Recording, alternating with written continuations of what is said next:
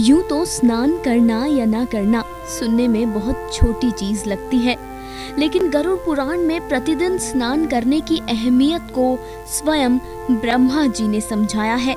यानी अगर स्वयं ब्रह्मा ने गरुड़ पुराण में प्रतिदिन स्नान करने पर बल डाला है, तो एक बात तो साफ है कि प्रतिदिन स्नान करना छोटी चीज तो बिल्कुल नहीं है, क्योंकि ब्रह्मा की वाणी यानी ईश्वरीय वाणी। गरुड़ पुराण में ब्रह्मा जी के अनुसार प्रतिदिन स्नान न करना पाप की श्रेणी में तो नहीं आता, लेकिन ब्रह्मा द्वारा प्रतिदिन स्नान मनुष्य का धर्म माना गया है।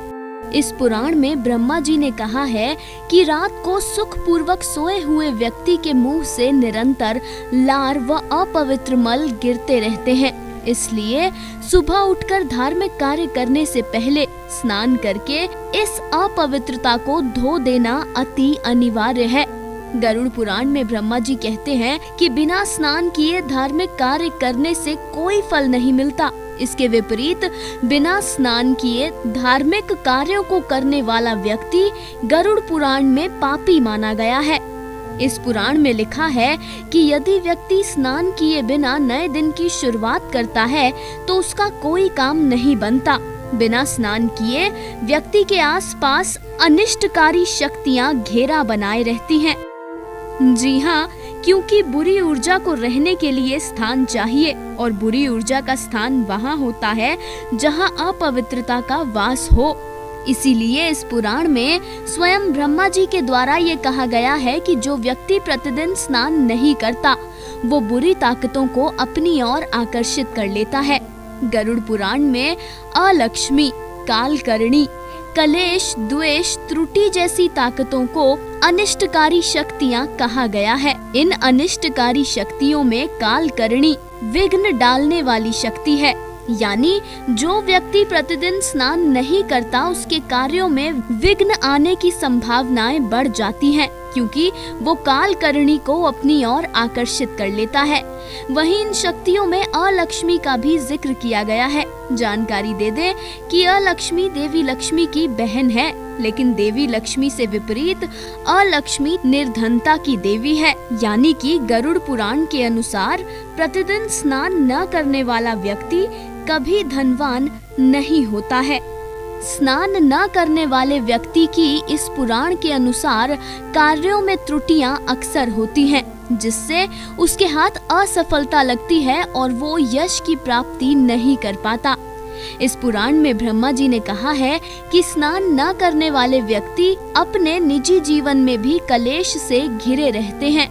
स्नान करना कितना आवश्यक है ये समझाते हुए ब्रह्मा जी आगे कहते हैं कि स्नान करने से दुर्स्वप्न व दुर्विचार से किए जाने वाले पाप भी धुल जाते हैं। वह मनुष्य अपने दिन की शुरुआत इन पापों से मुक्ति पाकर कर सकता है।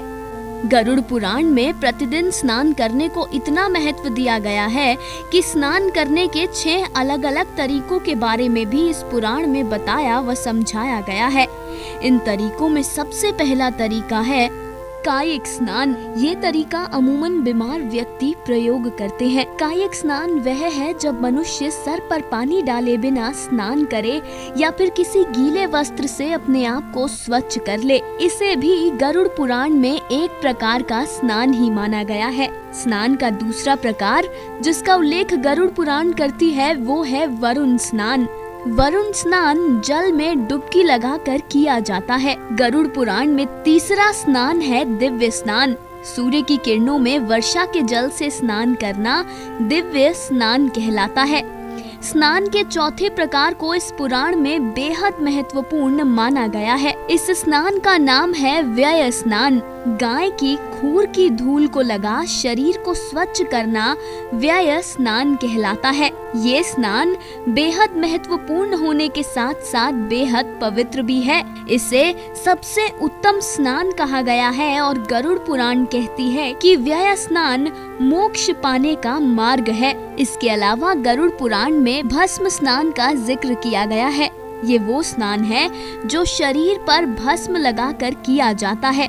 भस्म स्नान को अग्नि स्नान भी कह देते हैं। स्नान का अगला प्रकार जिसका गरुड़ पुराण में जिक्र किया गया है वो है मंत्र स्नान। इस स्नान में मंत्रों को पढ़कर अपने ऊपर जल छिड़का जाता है। बता दें कि भस्म स्नान और मंत्र स्नान ज्यादातर पंडित और अघोरी करते हैं। स्नान करने का सही तरीका पांव से शुरू होकर फिर कंधों या सर पर पानी डालना है। ठीक वैसे ही जैसे अगर हम नदी में स्नान करते हैं तो पहले हमारे पांव भीगते हैं। स्नान की ये विधि पौराणिक और वैज्ञानिक दोनों लिहाज से ही मान्य है। ये तो हमने आपको बताया कि गरुड़ पुराण स्नान करने व स्नान के प्रकार पर क्या कहती है। ये भी बता दें कि इस पुराण में स्नान से पूर्व और स्नान के पश्चात क्या करना चाहिए ये भी लिखा हुआ है। ये पुराण कहती है कि मनुष्य को स्नान के पहले ही दातुन कर लेना चाहिए। गरुड़ पुराण में लिखा है कि उत्तर या पूर्व दिशा की ओर पवित्र स्थान पर बैठकर दांतों को स्वच्छ करना चाहिए।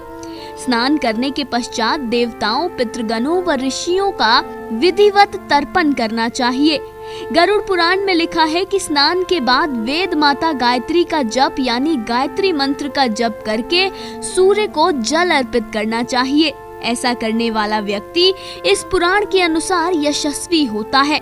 यानी अगर आपको सफल होना है, अगर आपको यशस्वी होना है, अगर आपको धनवान होना है तो गरुड़ पुराण के अनुसार आपको प्रतिदिन स्नान करना चाहिए।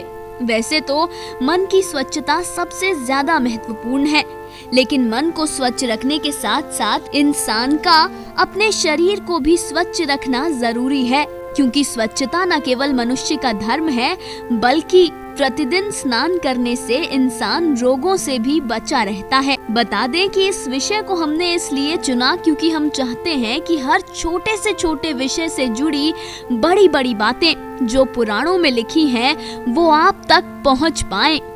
आप ये जान पाएं कि रोजमर्रा की जिंदगी में हम जो छोटे छोटे काम करते हैं उसका हमारी जिंदगी पर कैसा प्रभाव पड़ता है। आशा करते हैं कि आपको हमारा ये प्रयास पसंद आया होगा।